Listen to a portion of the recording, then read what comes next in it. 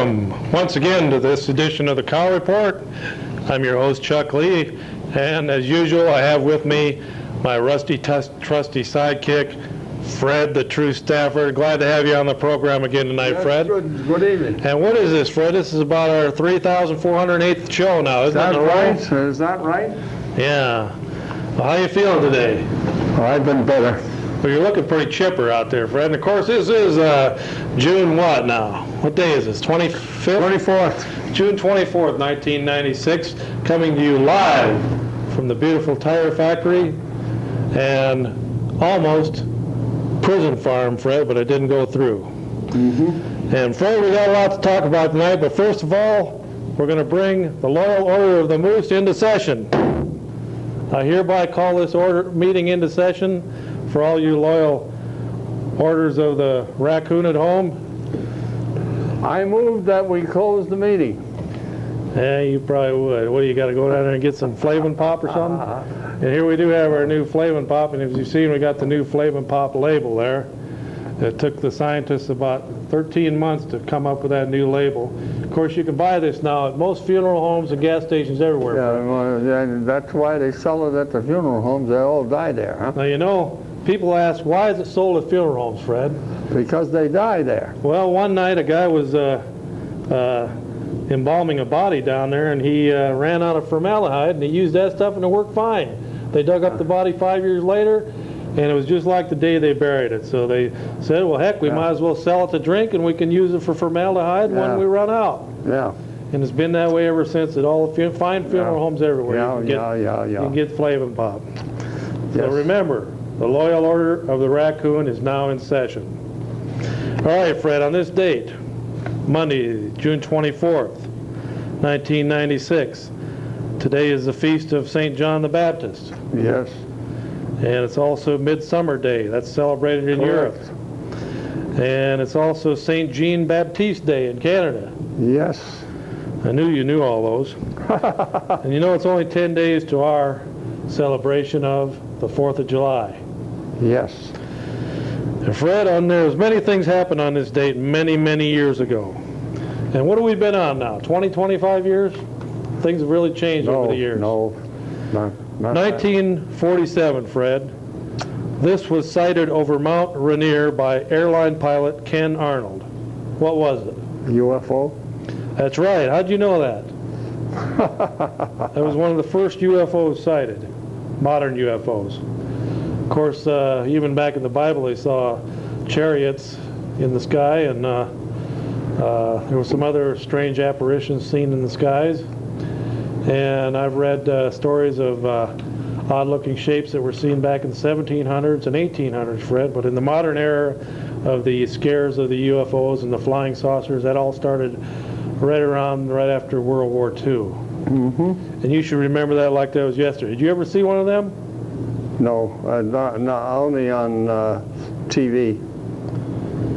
All right, okay, yeah, on TV. All right, Fred, on this date, many, many years ago, Yes. Michelle Lee was born. What date was that? Michelle Lee. Yeah, Well, she was born on her birthday. 1942 on this date. Of course, she's a popular TV star. And let's see who else was born on this date. Norman Cousins, you probably know them, and Jack Dempsey, Yes. 1895, heavyweight boxing champion, born on this date 101 years ago. I think he's probably dead now, isn't he? Well, I think so. Okay, Freddie. Well, Fred, as usual, we got a lot to talk about here on the show, and Roy's going to bring up the email address for those of you who would like to send me a message about what you think about the Cow Report and about Fred the True Stafford and myself. And let's see, the email address, I had this one letter. It says, why does Fred always wear that red hat? Signed, John. I wear it because I like it. I like to popularize a man who I got that hat through. Pat Buchanan. Well, that's a good reason. And another question is, Dear Chuck and Fred, I've been watching the show for 3 years now, and I like it very much. How would I be able to get an autograph from Fred the True Stafford? Well, they want to know, Fred. How would they get an autograph if they want to get one? Well, come down. Come down when you're taking the tours of the No, I'm not. studio? I don't take tours of the studio. By the way, that reminds me.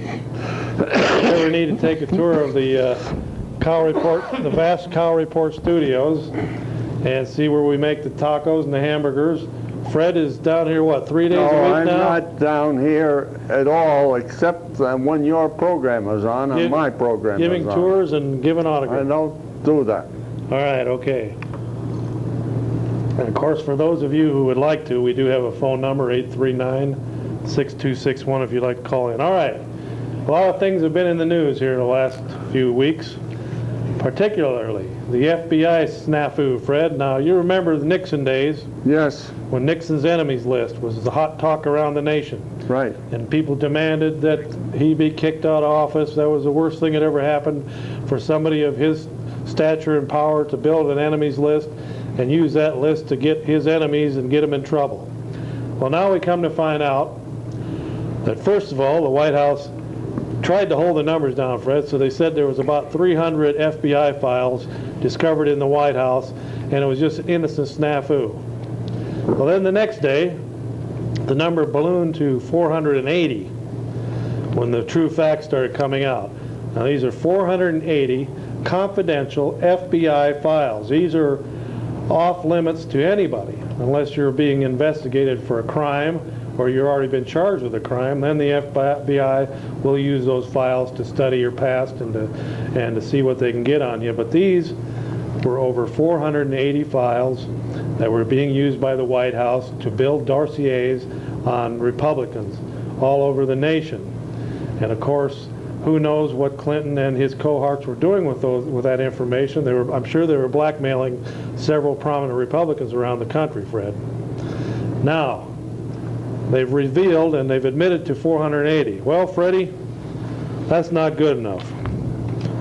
Because the facts are... 800 and something, isn't it? The facts are, Freddie boy, that the number is... Okay, I'll read this part here. The goal of the FBI in all this has been to keep reporters in a state of somnambulism. But last week, Louis Freeh, who was starting to get nervous, Fred, because, you know, he's the head of the FBI, but he can still go to prison. And he had no business letting those records go over to the Clintons to dig through and look for dirt on people. Talk about an enemies list. I mean, this is tenfold worse than anything Nixon did. But anyway, so Louis Freeh started getting nervous, and he suddenly discovered his bread wasn't buttered on the side of Bill Clinton. He announced that the White House request for FBI files on prominent Republicans and others outside the Clinton administration had been totally inappropriate. The White House made a statement that the whole thing was really just the fault of some Clinton underling operating out of control as usual. Freeh's statement, meanwhile, leaves unexplained why the FBI turned over the 400-plus files to the White House in the first place. Freeh's stated 400-plus number of files upped the ante from the White House, as White House has admitted, 300-plus. It also illustrates that the FBI can't count or can't tell the whole truth, since the actual number is 900-plus, as has been verified by anybody who has bothered to download the same set of files from the FBI computer, such as that other government agency that is looking into the matter. Maybe Bernie Nussbaum took the rest of the files home just to make sure the wrong people didn't read them. So, Fred, we've got a massive investigation on orders from the president and his wife of hundreds of people, mostly prominent Republicans and people that might be able to do harm to the Clintons through blackmail, through digging through their personal files. I mean, this is dirt and things in people's closets, Fred, that it might be buried for 50 years. And here you got Hillary and his wife, Bill, staying up all night reading FBI files, making notes, and getting dirt on people that they want to blackmail or shut up or keep from running for political office or even presidency. This is Fred, this is totally out of control out there. So, you got this scandal right on top of Whitewater and the convictions of the governor of Arkansas and Webster Hubbell, the third most powerful person in law enforcement in the United States, working out of the Justice Department, going to prison. You got Bernie Nussbaum, one of the most powerful lawyers in the White House, who's very near being indicted. You got all this stuff blowing up in their face. So how do you get rid of something like this, Fred? All this stuff was hitting the media last week. Boom, boom, boom. Then all this FBI stuff. Boom, boom, boom. So what are you doing, Fred? You're up here waving, and everybody's looking at your hand up here. How do you get them to start looking at this hand? Yeah. How do you do it? Everyone's looking at this FBI snafu up here, and they're getting all kinds of dirty press. Well, all kinds of... You want them to get over here and start looking at this hand. What do? You accuse Hillary of talking to the dead. All of a sudden they forget about the FBI, and now they're down here worrying about Hillary talking to Eleanor Roosevelt and Mahatma Gandhi. And she declined to talk to Jesus. She was asked if she wanted to talk to Jesus. So that's how you get rid of this hand up here. You get this one going down here. Now this one down here you can control. Everyone's laughing at it. That's nothing. Don't worry about that. So now everyone's forgot about the 900 plus files that they've been snooping around and digging in. Now they're worried about who Hillary's talking to late at night. Yeah. See how slick that was? Yes. Well, why do you think they call him Slick Willie? I rest my case. All right, next order of business here at the Loyal Order of the Raccoons. I think, Fred, we might add on moose there. That sounds good, too. The Loyal Order of the Raccoons and moose. That way you can wear your moose hat. I don't want to have a moose hat. Okay, what's the story on these Masons, Fred? Masons? Yeah. What about them? Yeah, that's what I want to know. Is it some kind of secret blood oath organization? If you give away the handshake, you're going to get your throat slit in the middle of the night, or what? No, I don't think so. All right. Go ahead, caller. You're on the air. Hi, Hello. I like that new set. Where did you get the Civil Shepherd cutout? Well, Common Man had that down at his house the other night, and we tricked him into leaving the house, and we went in there and we swiped it and put it to good use. She is pretty cute. That's back about 20 years ago, and she's still good looking. Of course, this is the Cow Report, so what do you want to talk about? Is Party Rec over for the summer? Yeah. I was going to send Fred down there, but it's over. We'll have to wait till the fall. Next year. Well, what do you want to ask tonight? Were you the one that wrote that letter asking why Freddie wears that red hat? Nope. All right, We'll okay. talk about there's Oliver coming up soon, I think, too. He's going to be charged. Who is? Steve Oliver. Holmberg thing. Oh, I thought you said Donny Osmond. No. Holmberg thing. Oh, Steve Oliver. Yeah. Well, that's a whole nother can of worms. That's a more complicated case than people would let us know about. That's why it was moved to Madison. I was talking to a guy today that said if they held the trial in Eau Claire, the guy might be found innocent. But since it's going to be held in Madison, he could get life in prison. And the reason the guy was saying that he might be found innocent is because of the possibility that she willingly went with him, and that there was some child abuse going on right here in town by some other individuals, and Oliver rescued her by getting her out of that situation and leaving with her. That's his, because he's kind of a retarded guy. He doesn't have all of his six-pack. There's a couple cans missing out of his six-pack too. See, so he's kind of slow, and he decided that he would rescue her by taking her out of the state, and in his twisted way, he thought that he was being a hero.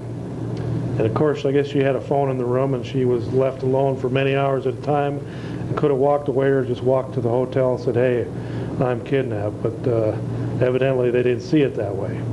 At least that's what I've gleaned from what I've read. But of course, there could be some other evidence that'll be shown down in Madison, and it doesn't look good for the guy. He could be going to prison for the rest of his life. So what do you think about that? He should. Yeah, well, you know, 2 wrongs don't make a right, neither do 3. And he was, in his way of thinking, that he was making right for what some other people were doing that were molesting her. And of course, we probably shouldn't even be talking about it anymore, because she still is a minor and the case hasn't even been tried yet. And you might be a juror, so we better not talk anymore. Okay, Freddie, what do you got there? I see the VFW is having its state convention here in the Civic Center, and starting on Wednesday at noon. That's the 26th, the 27th, the 28th, and 29th, and 30th, they finish the convention. And the James R. Bob Curcio, the executive director from the Washington Office of the Veterans of Foreign Wars, is one of the speakers. They're having a chicken dinner starting at 4 o'clock on Thursday, and they're having I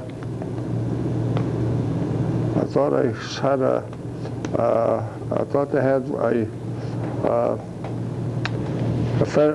a breakfast, but apparently they don't have the breakfast is not listed anyway. And on Saturday at 5 o'clock there's going to be a Catholic Mass. Protestant service will be announced. Okay, all right, Freddie. Fred, your name wasn't, you weren't one of those 900 files they had there in Washington, were you? I don't know.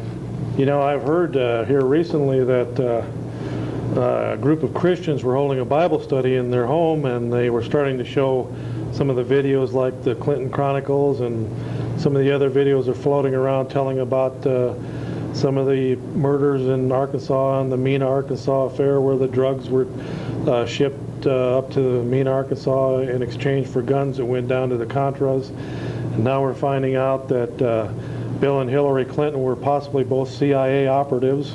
Bill Clinton going all the way back to 1969 when he was a Rhodes Scholar over in England, that he was actually spying on his fellow American students and reporting back to the CIA on anti-American war effort. So actually Clinton was more pro-war than he let on. He was actually pretending to be an anti-war protester, but he was actually a CIA plant. Well, now we're finding out that Hillary was working, and this went on all the way up into the 1980s when he was governor of Arkansas. He was still working for the CIA.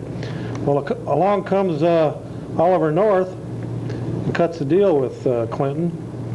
Says, hey, we got to get guns and food and other weapons down to the Contras. And the Congress has cut us off, so we got to figure out a way to keep getting these bullets and guns down there to the Contras.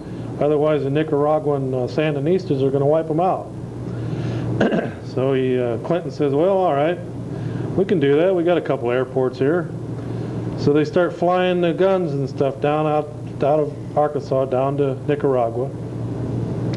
On the way back, they bring back cocaine and marijuana. Excuse me. Now, what do you think about that, Fred? Well, that's not right. I like the idea that they did send down to Nicaragua arms. Well, now we're finding out why so many people didn't want to get behind Oliver North in Virginia when he ran for United States Senator. Because they knew, and they couldn't forgive him for bringing cocaine into the country and dumping it on the streets, which has caused thousands of deaths fighting over crack cocaine on the ghettos all across this country. I didn't think that Oliver North had anything to do with that. It just was something that happened down in Nicaragua. No, the guns were shipped out of Mena, Arkansas, and the drugs came right back to Mena, Arkansas. I know that. And several people in Arkansas lost their lives over that transactions, and several people, including Clinton's own half-brother, went to prison over it. And a guy named Dan Lassiter made over $50 million off the cocaine. It's an assorted tale, Fred, and it's an assorted affair. All right, Freddie, we're going to take another call, and then I want you to get something in gear there. And, of course, you know Pat Buchanan's not running for president. Go ahead, caller, you're on the air.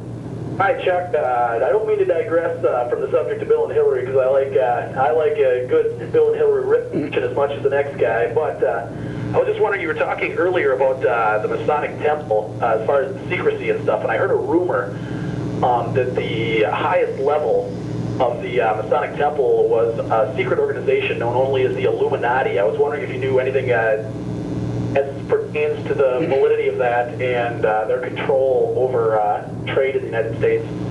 Well, you know, my father was a Mason, and I remember as a child or a young man, he tried to get me into what's called the Demolays, which is the youth organization, and they've got their rituals, and he ended up being a 33rd degree Mason and was buried in his feathered plume hat and his sword, and the Masons did a secret ritual at his burial. Fortunately, he became a Christian just before he died. So you know, they were playing around with his body, but his soul had already departed, so they couldn't get a hold of that. But the Masons, now I'm understanding that the 33rd degree is not the highest degree. They have something like 90th degree Masons. I've heard that this Illuminati is a 98th, I believe, is the level. They are the highest group, and it's a secret society of people that control trade throughout the United States. I mean, control trade.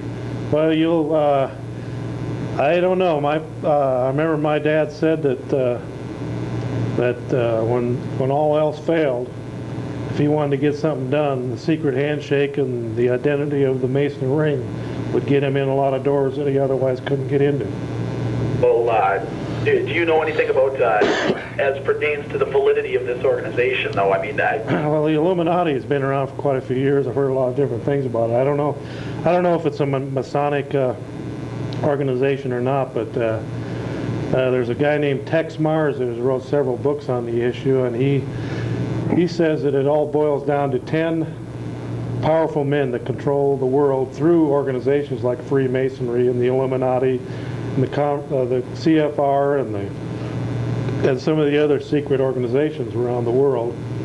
And I know that I read some pretty shady references to the Illuminati as being one of the power brokers of the world to push us into this one world, new world order.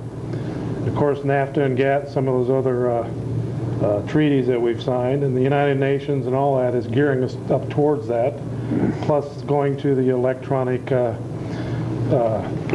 identification system and possibly the injection of a chip into your body somewhere, possibly in the palm of your hand and all that.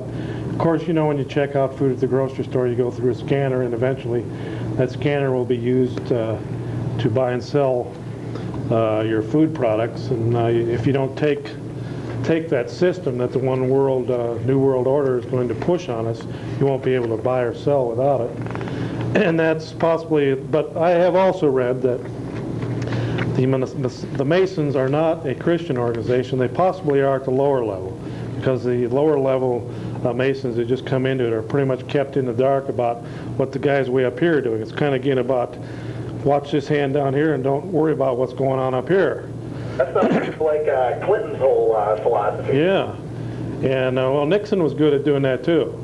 Whenever Nixon get in trouble, he'd run over to China or something. He'd say, "Okay, watch what we're doing over here in China," and they wouldn't show you the knives he was stabbing in people back here. And it's an old political trick. And of course, as you know, Hillary and that other attorney that's in very deep water, hot water right now, they both worked on the Watergate hearings.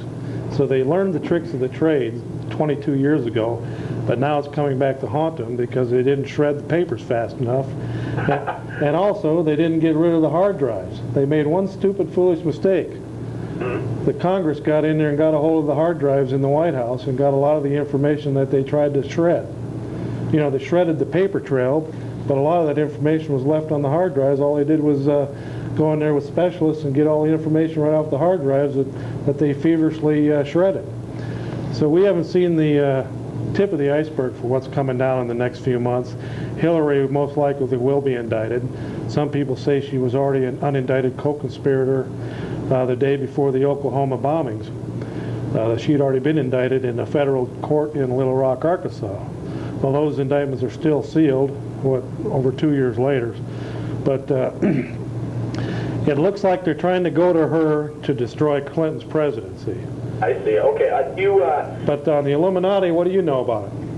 Well, not a lot. It was just a rumor that I'd heard going around, and when you brought up the Masons, it just kind of piqued my curiosity as to your knowledge of the situation. And I was also wondering, you made reference to.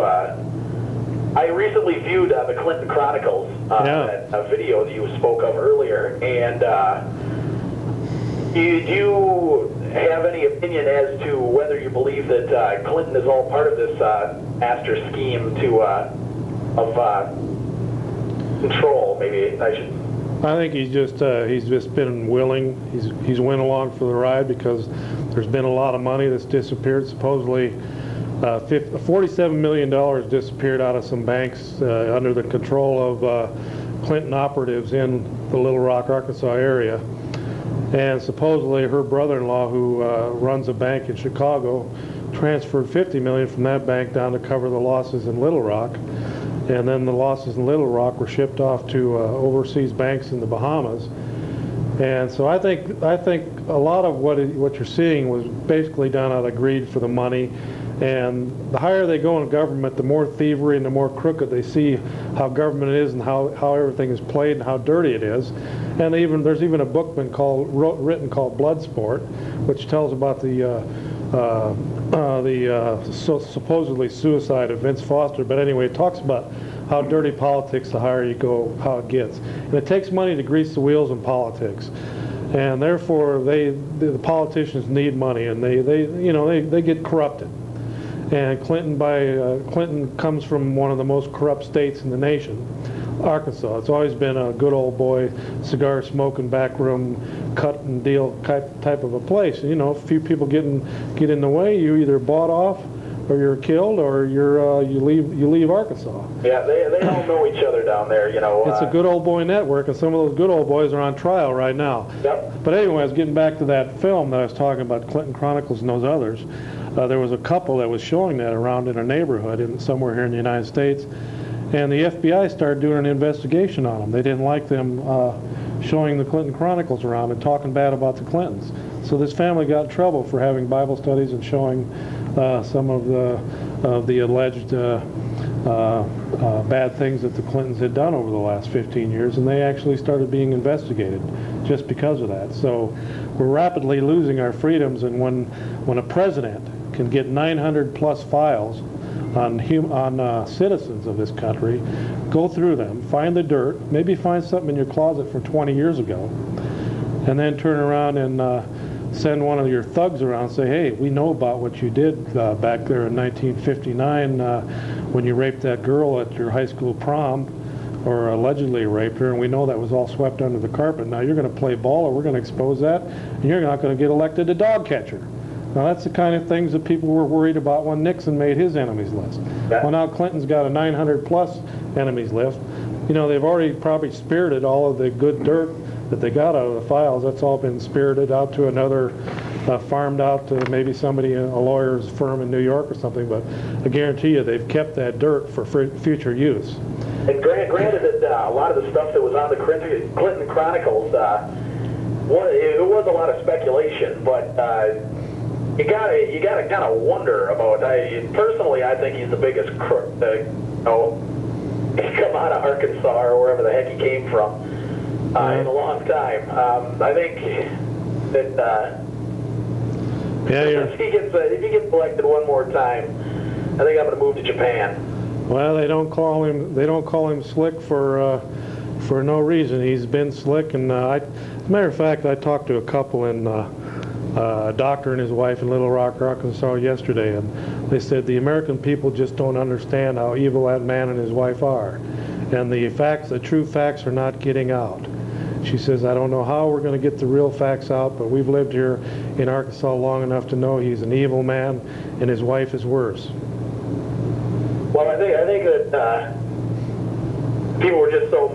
I have no reason why all of a sudden back in '92 that George Bush was the bad guy after all he did over in Germany and all he's done for the country. Yeah. Well, George isn't lily white either. He's not perfectly clean either. And like I say, I don't know how much of the Ollie North dirty tricks were done on while I guess Ollie was in more when Reagan was in. But Bush did some tricky things too, and now they're finding out that the troops we sent over to Desert Storm were gassed. Over 15,000 of them have already died since they've came back. A lot of them have all kinds of problems. The guy right here in Eau Claire committed suicide. He just couldn't take it anymore. He had constant headaches. His skin was crawling. The doctors just said, "Oh, quit acting like a baby." That's what they're telling these vets all over the country. There's nothing wrong with you. Be a man. These people are having constant 24-hour-a-day headaches, and they're having diarrhea, and they've got skin rashes, and their children are being born deformed, and 15,000 of them have died, which is unheard of. The war's only been over, 5 years? 15,000 have died since they've came back. These guys were gassed over there. They got, and the saddest part of it is, What's that? we sold them the chemicals to begin with. Oh, exactly. But you see, I firmly believe that all politicians have skeletons in their closet somewhere along the line. But this guy Clinton, I mean, with documented ties to the KGB, flag burning ceremonies, things like that. Bush looks like Mother Teresa compared to that guy. Come on. Well, yeah, you're right there, and but it looks like they're, instead of going right at Clinton, they're going at Hillary, and she's taking the brunt of it, and it's almost like it's choreographed for that reason, that she's taking the heat to keep Bill from getting it. She's running interference so that Bill can get reelected. Then they've got 4 years to patch everything up. You notice, like the Paula Jones scandal, which I've read the transcripts of the complaints against the president, and the same ones that are before the Supreme Court right now, which won't be heard now until after the November election. But Paula Jones says she was, there was a seminar going on, and Clinton and his thug state troopers showed up. He used them to go get his drugs and his women for him. They were basically his inner guard. He kept a couple of them around all the time. They were on the state payroll as state troopers. But anyway, he sent them, he was in a hotel room upstairs. He sent the state trooper down and to proposition Paula Jones to come up to his apartment to meet him. Well, she thought it was innocent. She was already working as a state employee. She was there at a reception desk receiving people for a state-sponsored seminar. Clinton happened to be there to give a speech or whatever. He sees her as he walks by, and so he tells the state trooper to bring her upstairs. He brings her upstairs, ushers her in the room. Before they got the door closed, he's pulling his pants down and asking her to perform sexual fellatio on him, and she jumps back in horror and says, "Hey, I thought you invited me here just to meet me and possibly offer me a better job or whatever. I thought it was a courtesy, a friendship thing, and here you are pulling down your pants." And no wonder Clinton wants to stall this off till after the elections. This is in the actual court records. This isn't something I'm making up. That's why they want to kill this until after the November elections. They don't want the American people to read what Bill was doing with some 22-year-old secretary while his wife was, Hillary was in the governor's mansion taking care of their daughter, Chelsea. That doesn't sound like a family deal, does it, Fred? No, all this should come out. Either he's guilty or he's not guilty. And that case should go on now. And that's why I think they're having Hillary take the brunt of it. Now, Hillary will take the brunt long enough until the heat gets off Bill, and then Hillary's taking off over to Europe in July, and she'll be gone until everything cools off again. And then if there's any crisis comes again, they'll start putting the heat on her. I think it's all contrived and choreographed. Well, if Clinton gets elected to another term, he's going to be the one that's going to be pulling all our pants down. Yeah, it's going to be a sad day. I look for activists within the Christian movement, within the pro-life movement, conservatives. I look for them to actually be arrested and jailed in the second term of Bill Clinton, and silenced. Some people are equating Clinton with the early days of Hitler, and some of the same institutions are being set up.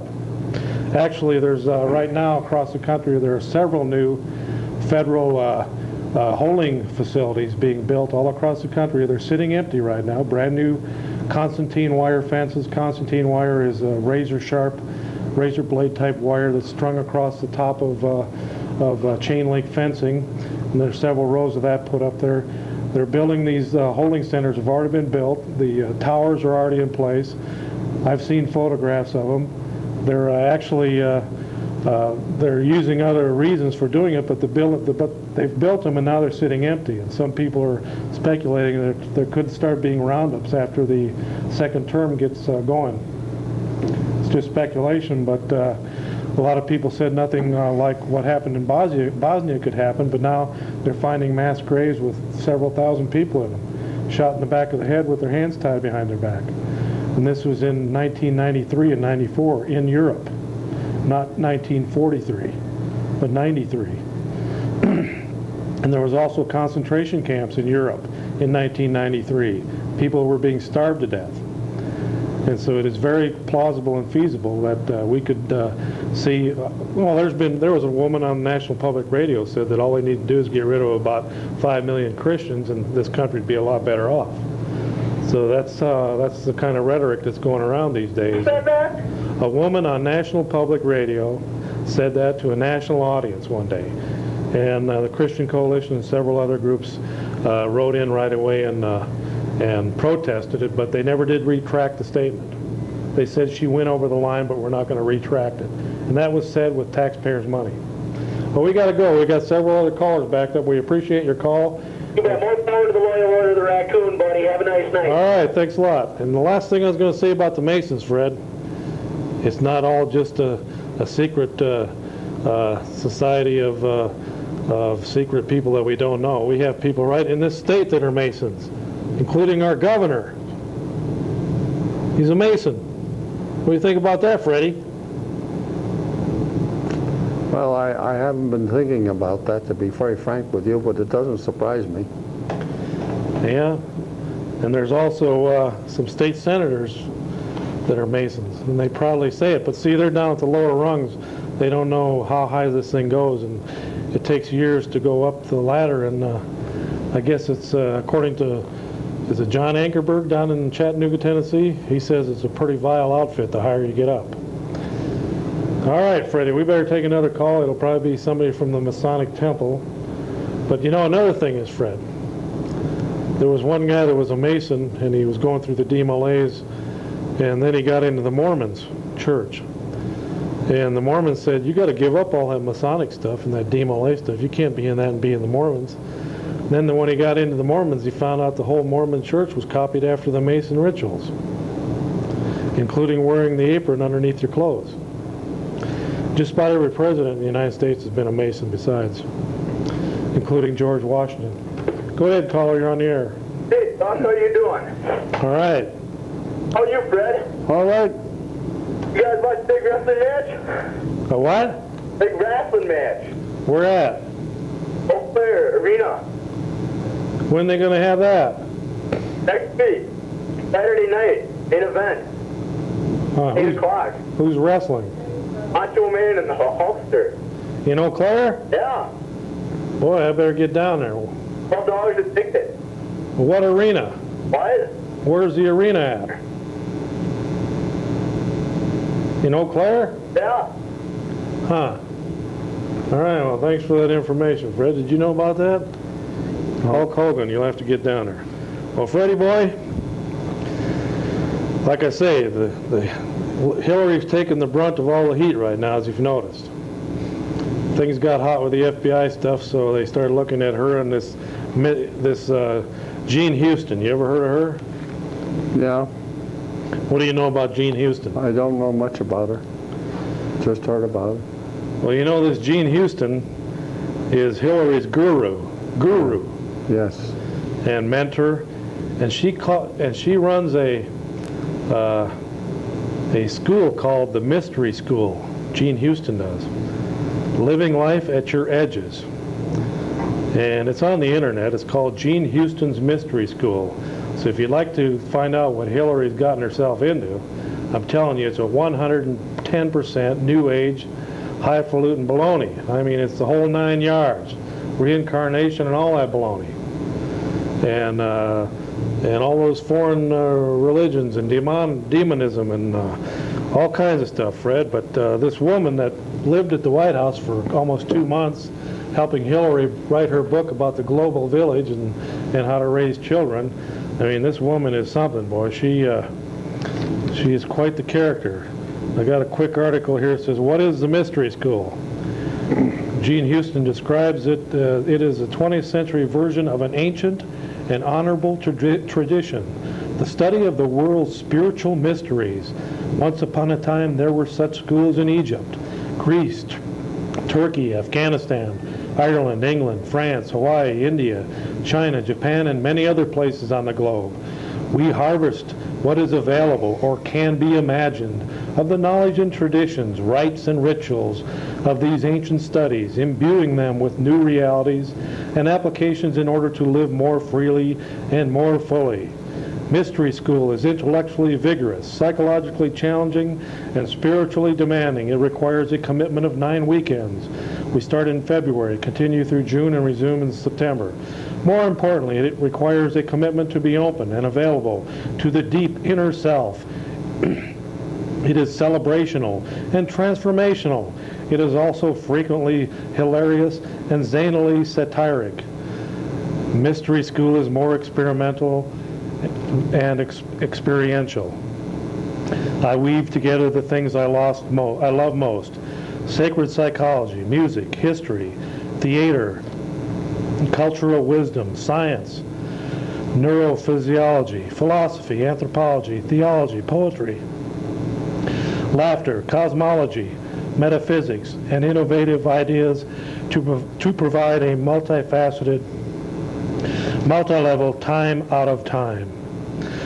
Exercises include psychophysical work, psycho-spiritual exploration, creative arts, energy resonance, movement and dance, altered states of consciousness, ritual and ceremony, high drama, high play, and mutual empowerment. So it's quite the secret society there, Fred, and the Mystery School is online for anyone that would like to get on the internet. And just get to one of your search engines and type in Gene Houston's Mystery School, or type in the words Mystery School, and you'll find all kinds of information on this New Ager. I mean, she's 110% New Age, Gaia, the whole works. So beware. This is a woman that is influencing the most powerful woman in the world, Hillary Clinton. Go ahead, caller, you're on the air. Yeah, Chuck, how'd you like to talk about something besides politics? Like what? Well, what do you think of that new highway deal, that new speed on that Highway 53 North? Do you ever go on that very often?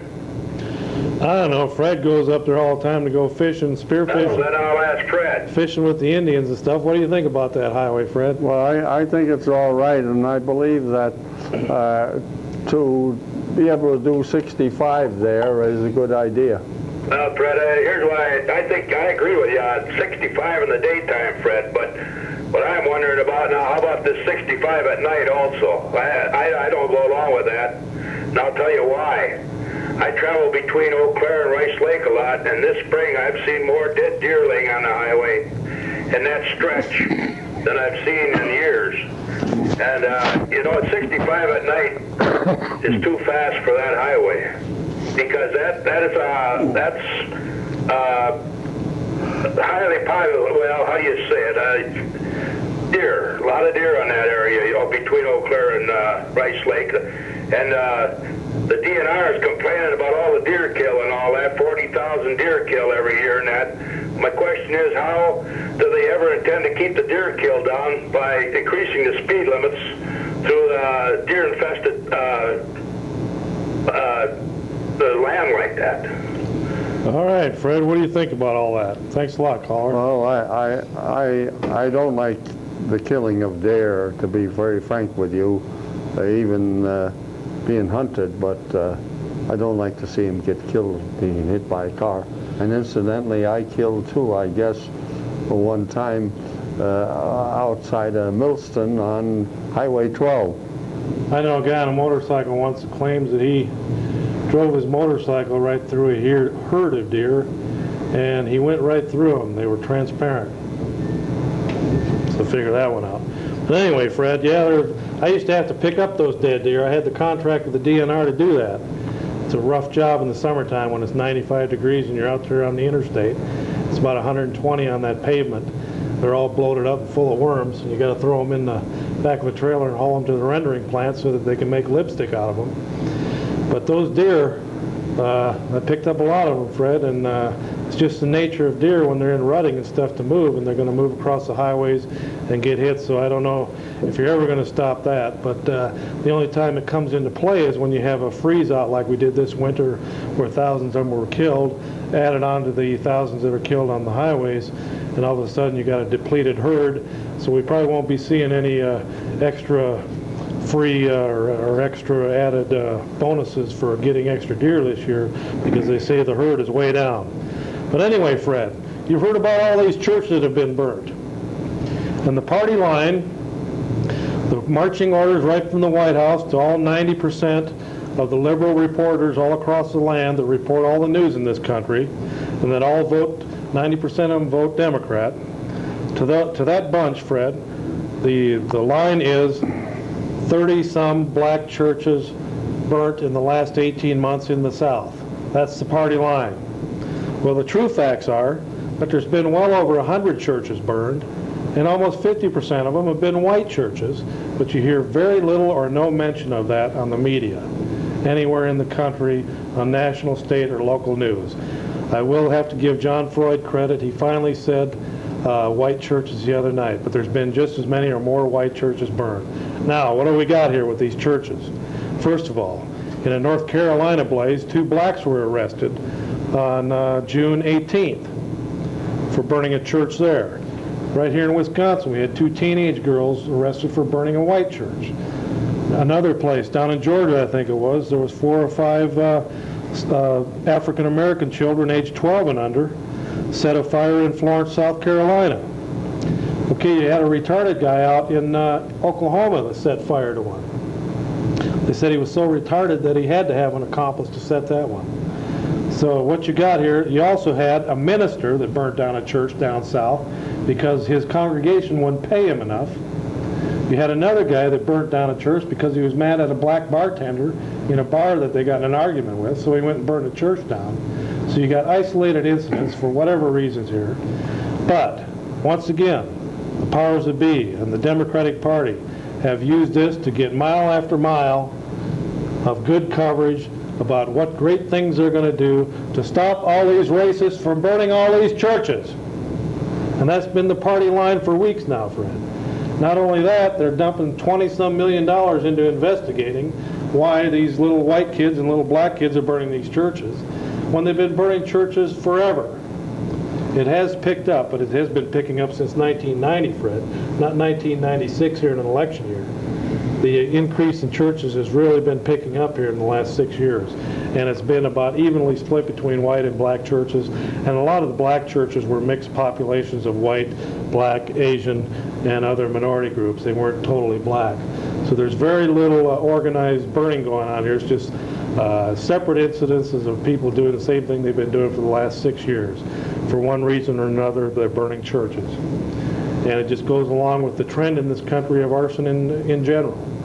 So what do you got there, Fred? You got a little one-liner paragraph there? I don't want. I got one that's not as long as what you've been reading, so don't worry about it.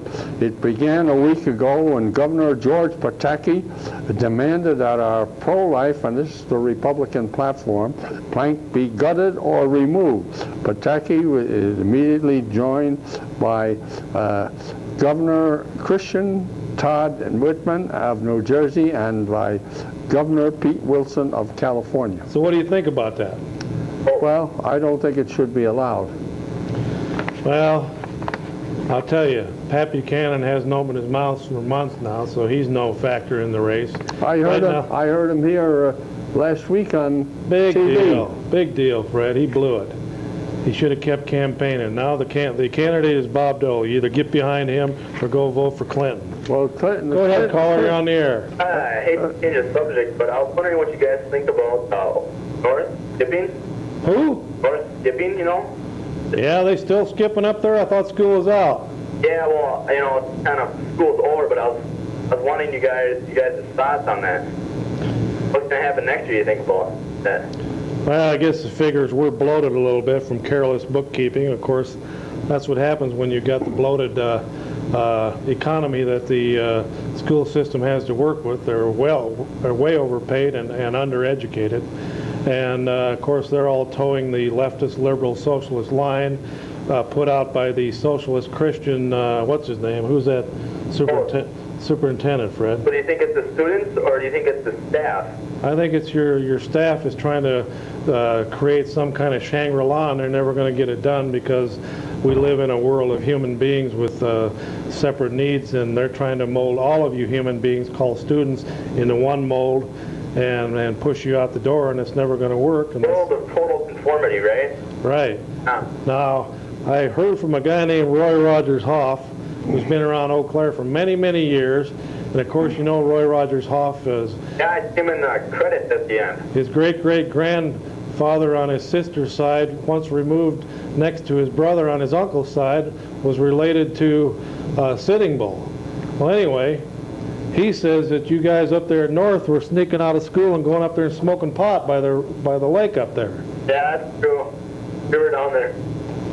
Well, you know that you get caught smoking that stuff with the laws in Wisconsin like they are, thanks to our state and thanks to the state legislators and in their wisdom, you can ruin your whole life at age 16. Yeah, well, So you might think twice about smoking that stuff.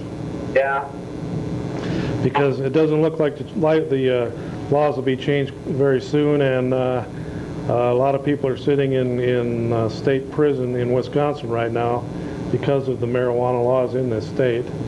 And so that's the way it is. So you guys, instead of smoking your pot, you should be hitting those books and liberating your minds and not listening. Yeah, I got a good GPA though. I got 3.5 GPA.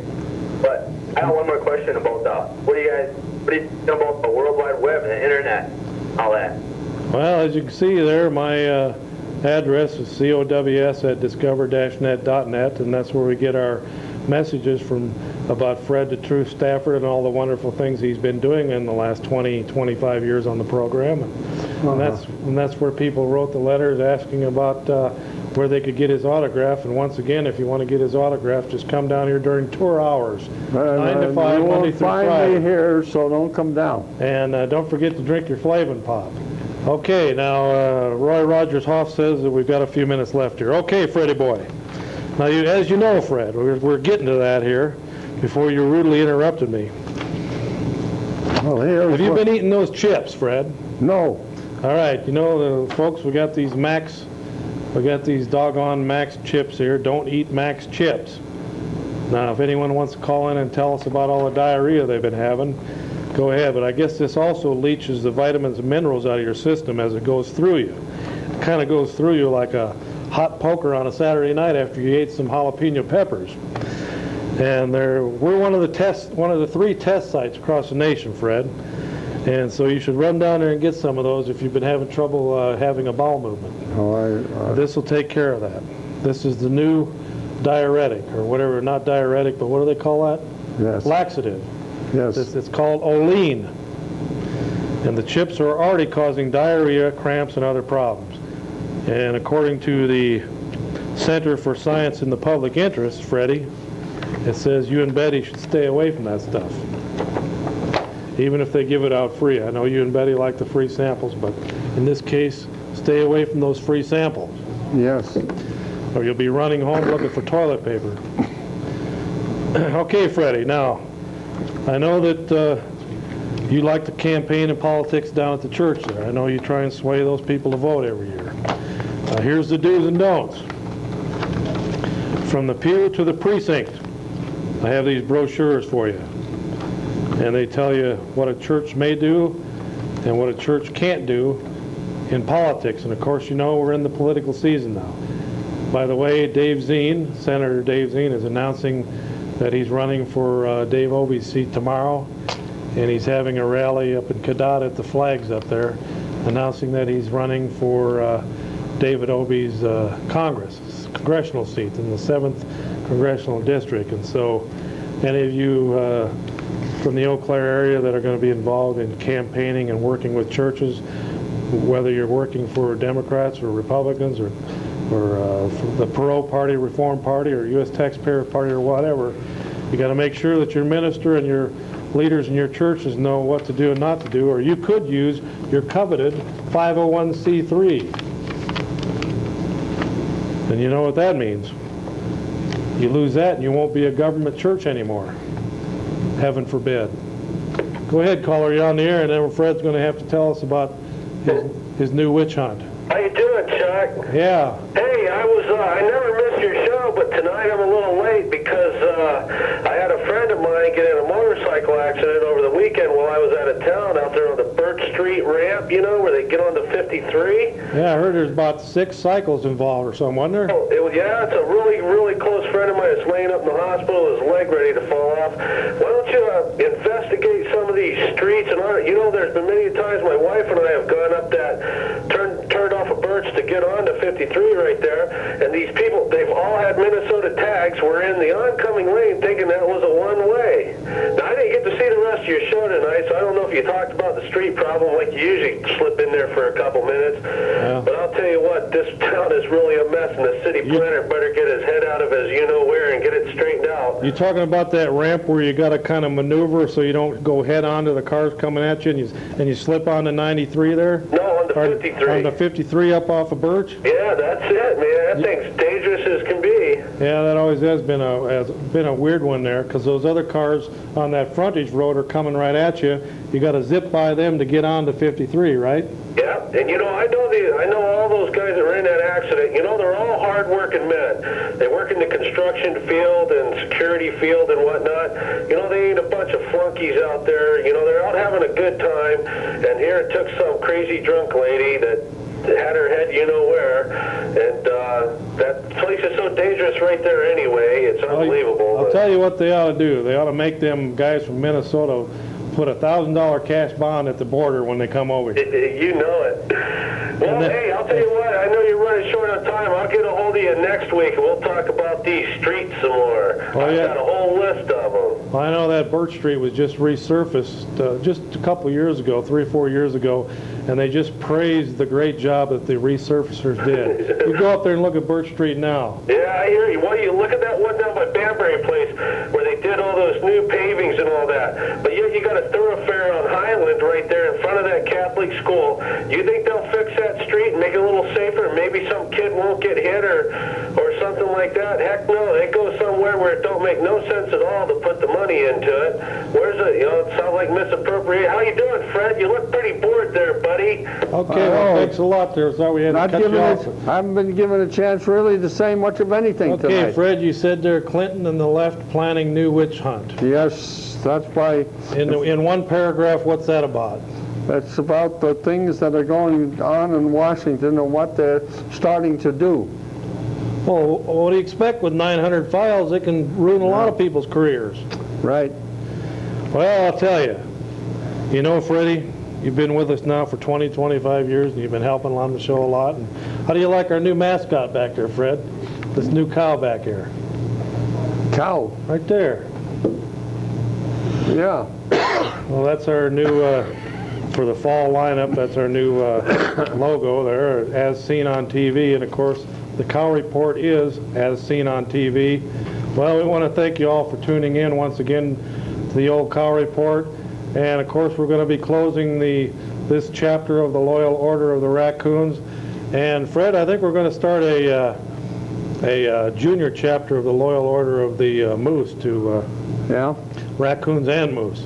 But I think we're going to go off the air with one more call on line one, and you got about 30 seconds, caller. Yeah, I heard you guys talking about that diarrhea. I'm getting diarrhea right now. All right, okay. Well, you must have been eating some of that Olean, Fred. And what do you got there? That's the New American's got a new magazine there. Right, it's a new format. Does your child belong to the state? And there's Hillary Clinton with holding a child in her arms. Well, we want to thank you all for tuning in again once tonight. Tonight, we're just closing out the Loyal Order of the Raccoons meeting. And make sure you get in your dues and get your hat. And Fred, you're out of uniform once again. All right. We want to thank you for watching the program tonight, and we'll see you again right out here on the Old Cow Report again next time. And so adios, amigos and amiguettes. See you next time. Goodbye. Bye.